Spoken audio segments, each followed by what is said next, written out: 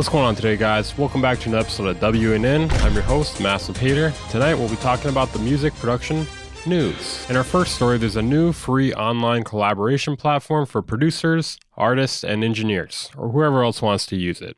It's called HIGHNOTE.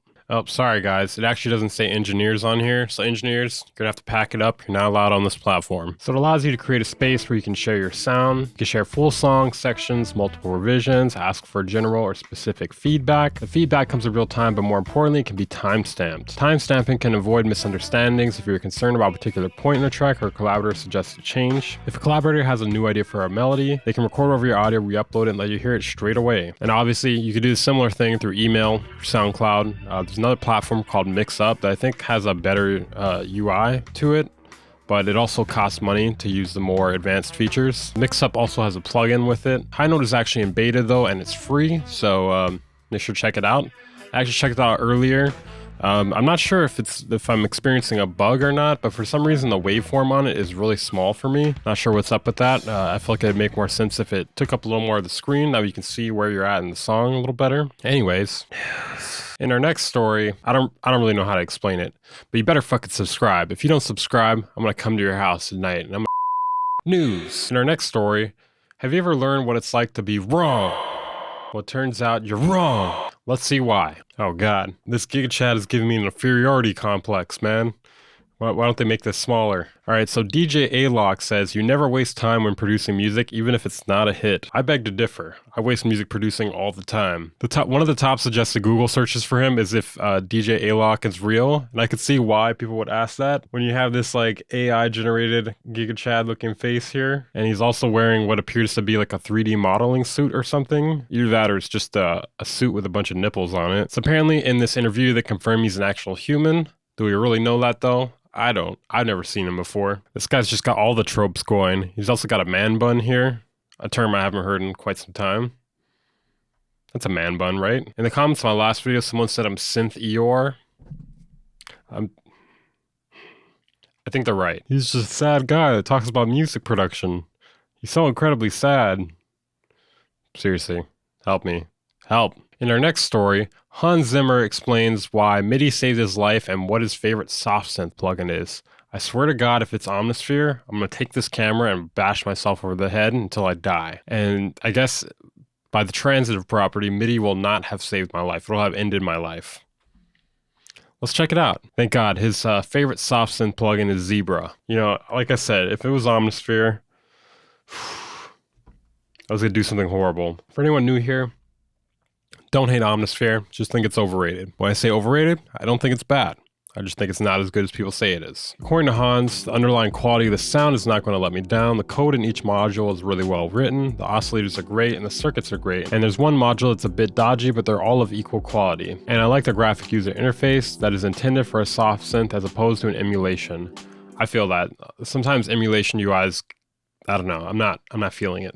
Quite often, actually. Zimmer also took time to praise MIDI, calling it one of the most stable computer protocols ever written. MIDI saved my life, he confirms. I come from the days of the Roland microcomposer, typing numbers and dealing with control voltages. Yikes. I was really happy when I managed to have 8 tracks of sequencer going. From the word go, I thought MIDI was fabulous. Yeah, I guess Hans Zimmer and Deadmau5 just gotta duke it out.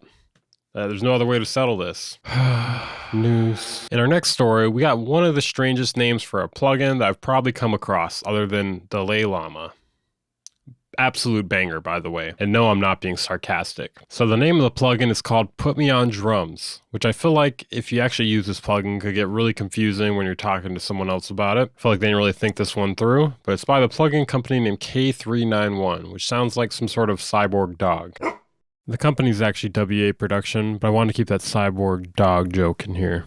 It says beats that bounce here, which feels oddly perpendicular to beats that knock. Prepare for drum destruction. We couldn't be more proud of this multi-effect plugin and our collaboration with superstar Norwegian producer K391. This ground-shaking drum processor takes your beats and runs them through intense effects, resulting in transformations that will blow your listeners away. Combining multiple parameters create punch, weight, depth, and attitude. Well, my drums need to act up a bit more, so you know, I'm kind of stoked on this. Let's hear what it sounds like. Enough talking. Help!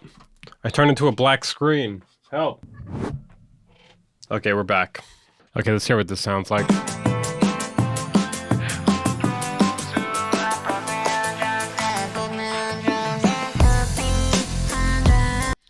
I mean, how am I supposed to know? Like, you need to give me a before and after. Maybe this one's a before and after.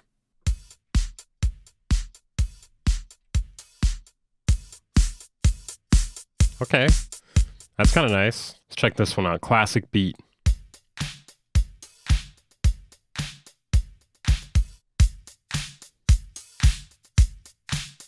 Sounds very crispy. My name is K391. Oh my god, maybe he is a cyborg. There's a demo and it's $20. Put me on drums. More like put me on drugs. News. Did you know Brad Pitt has a studio?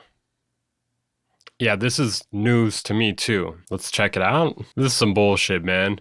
Not only is this guy an actor and he's fucking rich, he's also got a fucking crazy studio. I'm sorry, guys. I didn't mean to bring upon more suffering among us producers and engineers, but here you are. Brad Pitt's newly restored Maraval, I don't know how you say it, studio features a hybrid analog digital desk called the Spaceship. I'm not sure why this was newsworthy. It's a slow news day, guys. I don't know. I don't know what else to say. It has an SSL 4000G+. I guess really the reason why I am talking about this here is in case somebody wants to rob it. In case somebody wants to rob it. Here it is. I'm just kidding. I'm just kidding. I'm not just kidding. This man has too much. Steal from the rich. Eat the poor. Wait. Eat the rich. Steal the poor. Wow, it's got a custom-made hybrid desk designed by Quintard and Pitt themselves. Is this an April Fool's joke? I didn't know Brad Pitt worked at a studio or had a studio. What is going on, man? Maybe this is why I haven't seen him in any movies in a long time. 100-foot control room, 320-meter live room. It has a 115-foot saltwater swimming pool. All right. Robbing this place is back on the table, guys. The studio was built and opened in 1977 by a French pianist and composer. I'm not going to try to say that. Pink Floyd, AC/DC, and Sting have recorded there. It sat dormant since the early 2000s. that was depressing. Really feel like Eeyore in this episode. News. What's the point anymore, man? We're going to talk about the news. In our next story, get ready for a rendezvous with Arturia. What the fuck does that mean? Let's go find out. Oh, well, it's a live stream that's not going to be live for 29 hours from the moment I'm recording this. Arturia is hosting what is called Rendezvous, a special one-off live stream event that will see the company showcasing a series of special announcements. The news here is that there's some news coming from Arturia. Big whoop. Okay, in our last story here, we have what looks like Darkside Phil coming out with an album for his Dreamcast. Dumb idea. No one's going to play it. How many people have a Dreamcast? How many people are interested in your music? You're like splitting demographics at this point. Dumb idea. What have we learned here today? Anything could be on the news, and anything that is on other people's news can end up in my news. So all I'm trying to say here today is news. Thank you guys for tuning into this episode of WNN. Not really the best episode. Wasn't a whole lot happening this week. Not a lot of drama. Not a lot of new things. If you guys enjoy the content, make sure to subscribe, like the video. Check out my second channel, Twitch channel, Twitter channel. Check out the channels, god damn it. I'll see you guys in the next video. Bye.